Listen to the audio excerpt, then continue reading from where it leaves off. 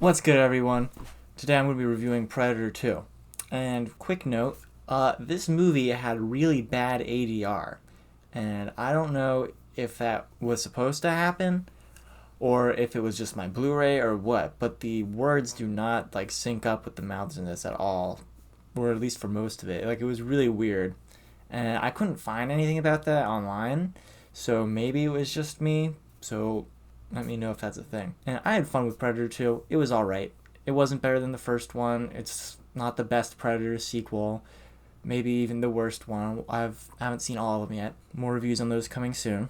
But it was alright. It was fun, but it wasn't great. Now, this movie is about Danny Glover and his group of detectives trying to figure out who has been killing all of these like gang leaders and just gang members in general. And it's kind of a fundamentally flawed plot line because we as the audience already know it's the predator. Like it's not even like, oh, it's in the title, so we know, like, you actually see it happening. And so for like half the movie it's just like, okay, stuff's happening, but I'm not super invested because I already know what's going on. Now our lead team of cops is a lot of fun together. Unfortunately, they're not actually together for a lot of the movie. Now, it's led by Danny Glover, and Bill Paxton's in there, and the likability of these characters greatly varies. Where Bill Paxton, I thought, was really annoying. I kind of started to warm up to him towards the end, but I still kind of thought he was annoying most of the time. Danny Glover, I like him when he's with his team. I think he's a lot more likable then, but when he's on his own, he's a bit of a rebel. They call him the cowboy cop, and he's always disobeying orders, and he's always very hot tempered. And sometimes that's fun, sometimes it's pretty funny actually, but some of the time it's also just unlikable. And so I was pretty mixed on our lead character. And I enjoyed the two like side characters that are his teammates, but you just don't get a whole lot of them. And it's just a real shame that you don't get them, working as a team the whole way through like you did in the first Predator with the team of like commandos or whatever they were. And they're all separated pretty early on. Some of them get killed off, and I just thought that was a real shame. I thought it could have been a lot better if they stuck together for more of the runtime. And you get Gary Busey in there as sort of Danny Glover's rival, and he's a bit of fun too. I did like him. And it's sort of a consistent theme of this movie that the side characters are more likable than the main characters, like I said, with the two side cops. But also, like, the gang leaders, gang members, they have like a few minutes of screen time each, but some of them are all memorable in their own ways. Where there's the one guy who's coked up and freaked out by the predator at the beginning, and then there's like the Jamaican mob boss who's just really weird, but he's a very entertaining character. It still doesn't have a lot of screen time, but he's more memorable. And so you have a lot of good like spice characters like that. I think that this movie does that very well. As for the title character, the Predator himself, I mean, it's the Predator. He's always going to be cool. He's cool in this movie. They made the invisible effect and the POV infrared effects, they look a little bit better in this movie. Still kind of dated, but they look better. And you get the awesome spaceship at the end with some great set design there.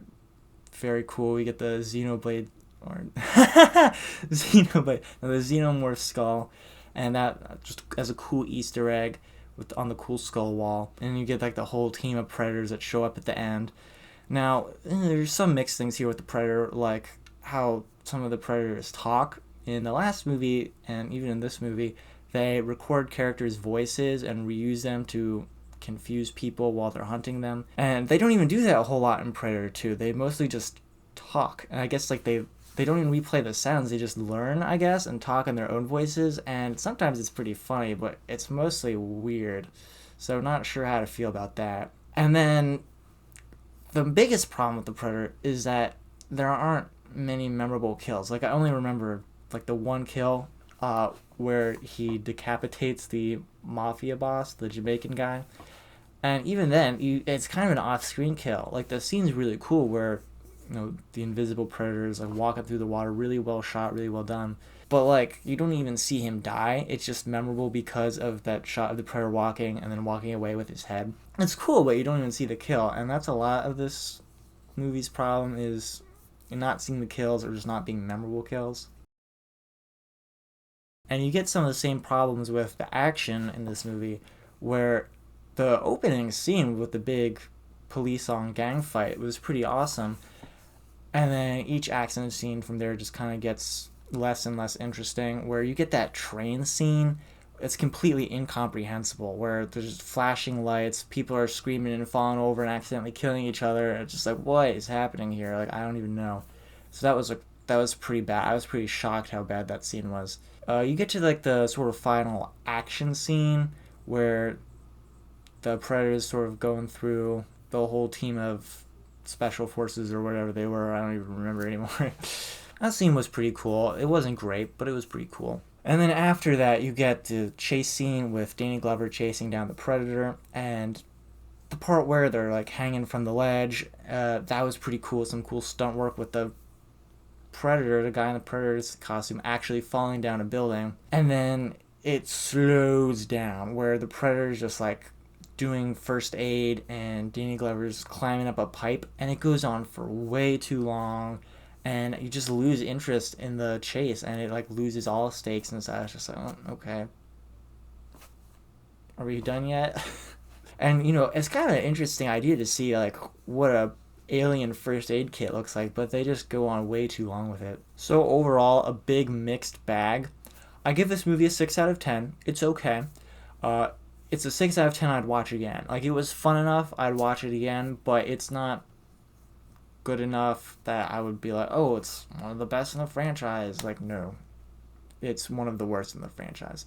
But it's still fun. It's alright. It's entertainment. Nothing much more than that, though. But yeah, that's all I got for Predator 2. Thanks for watching.